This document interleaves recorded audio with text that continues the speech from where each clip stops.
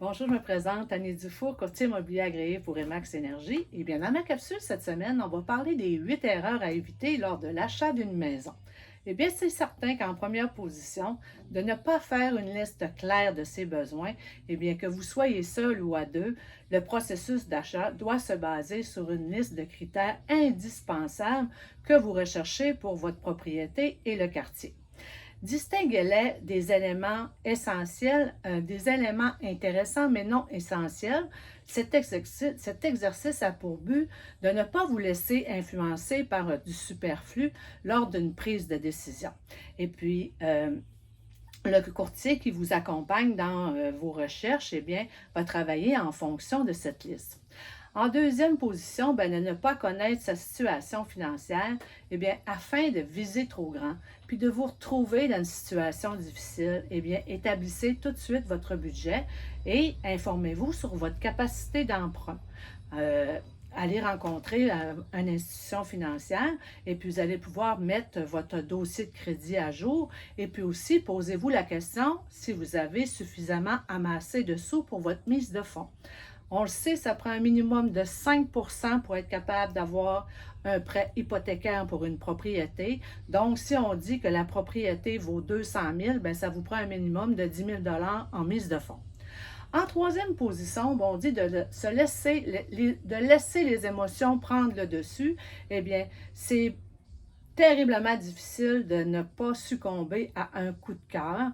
Donc, tu sais, on peut parfois se laisser prendre par les émotions. Après votre visite, eh bien, revisez votre liste de besoins réels, puis posez-vous la question, est-ce que la résidence répond véritablement à tous vos critères? Hein, le même principe s'applique lors des négociations avec un vendeur, un fin négociateur pourrait être tenté de jouer une carte émotive avec vous. Donc, ne vous laissez pas gagner par ce jeu. C'est certain qu'avec un courtier immobilier, vous retrouverez pas dans une telle situation. Être impatient. Hein, en quatrième position, être impatient, si vous n'êtes pas contraint par le temps, eh bien, soyez patient parce qu'un acheteur qui est trop impatient, ça a le grand défaut d'être facilement reconnaissable. Et puis, c'est certain que là, ça ne vous donnera pas une grande manœuvre pour la négociation, à moins que le vendeur soit aussi impatient que vous. Mais encore là, avec les services d'un courtier, eh bien, vous n'aurez pas à faire l'étape de la négociation. C'est le courtier immobilier qui va négocier pour vous, qui fera l'intermédiaire. Ensuite, en cinquième position, eh bien, ne pas magasiner et négocier lors de toutes les étapes. Vous ne devez pas simplement comparer les offres immobilières comparer les offres immobilières sur le marché. Vous devez aussi magasiner pour chaque étape du processus. Hein? Commencez par choisir un bon courtier avec lequel vous aurez confiance et puis ensuite, il faut dénicher un financement qui sera le mieux adapté pour vous et puis comparer les offres de différents professionnels qui viendront comme, par exemple, un évaluateur, un inspecteur en bâtiment, un notaire, un déménageur, eh bien, avec un courtier, vous allez pouvoir profiter de tout son réseau de contacts, donc définitivement sauver temps et argent. En sixième position, on dit présumer ne pas poser assez de questions. Hein? Bon, ça y est, vous avez trouvé la propriété que vous rêviez et puis elle correspond à tous vos critères. Le prix est excellent et en plus, elle a de magnifiques luminaires et de super de beaux rideaux.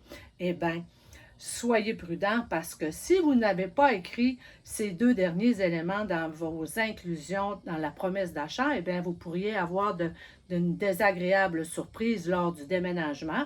Fait que c'est bien important que les inclusions soient très bien spécifiées. Hein. Vous êtes mieux de poser plus de questions que pas assez. Ensuite, on dit septième position, négliger de calculer les autres frais à l'achat. Eh bien, voici d'autres frais qui vont notamment s'ajouter au processus d'achat d'une maison. On dit, on a l'inspection, les frais de mutation. Ici, on parle de la fameuse taxe de bienvenue, les taxes sur la prime SCHL pour les mises de fonds inférieures à 20 et les frais de notariat, etc. En fonction de vos choix et de votre situation, prenez le temps d'estimer les montants qui vont s'additionner au prix d'achat. Et puis, pour finir, en huitième position, sous-estimer les coûts après l'achat. Comme par exemple, eh bien, si votre liste de critères doit prendre en compte les coûts reliés à vos choix. Si par exemple, vous considérez une piscine comme un des éléments essentiels, bien, cela viendra avec des frais d'entretien récurrents. Et puis, si vous avez payé moins cher pour une propriété qui est un peu plus éloignée de votre travail, bien, cela pourrait vous coûter un peu plus de sous, hein, de frais en déplacement. Il est important aussi de ne pas négliger les frais d'installation comme le câbleau de distribution, de déménagement et les investissements en décoration que vous comptez faire à votre nouvelle propriété. Puis malgré ces conseils, ben, si vous désirez de faire le grand saut, eh bien l'idéal est de faire affaire avec un courtier immobilier parce que pour un acheteur, d'avoir les services, de profiter des services d'un courtier immobilier, ben ça ne coûte rien, c'est gratuit.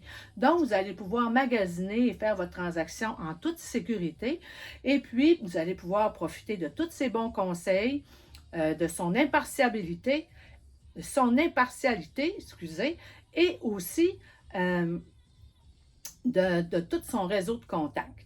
Donc, sur ça, ça fait le tour de ma capsule cette semaine. Je suis en Gaspésie, c'est merveilleux. Les paysages, c'est à couper le souffle. Je suis vraiment surprise de l'endroit, agréablement surprise. J'essaie d'en profiter au maximum. Ensuite, ben, je vous remercie d'avoir été là encore pour ma capsule cette semaine. Je vous remercie de me liker et de partager la capsule. Vous le savez, j'ai encore mon tirage jusqu'à ma 21e capsule. Le gagnant se méritera un frigidaire à l'effigie de son choix. Eh bien, merci beaucoup d'avoir été là et je vous dis à la semaine prochaine. Bye!